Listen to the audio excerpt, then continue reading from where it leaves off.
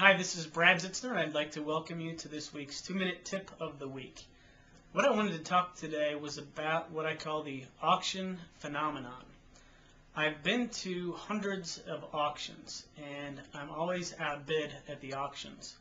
And I often find that people bid way more than what they would be willing to pay outside of the auction. For instance, I had an REO property listed for $12,900.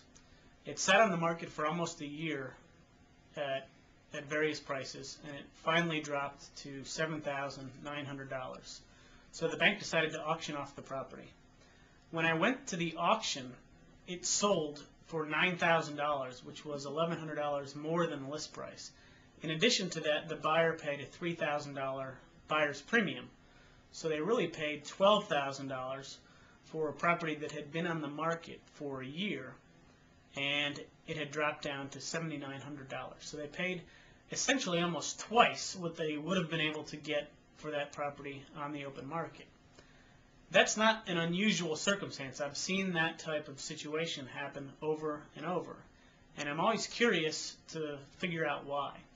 So a lot of times I go to auctions not for the purpose of bidding on a property, but to see who's bidding the most on the properties. And then I will offer the properties that I have at wholesale deals to those people. And what I'm constantly amazed is that those same people who are overbidding on properties at auctions are not willing to buy a property that isn't at an auction for the same price. So I call this the auction phenomenon. So the only way that I know around this is to create hype for your own properties where these buyers feel like they're bidding against other people. So it's important, if you're working with an auction buyer, to create a buzz about the property and make sure that there are multiple people that you're telling the property about.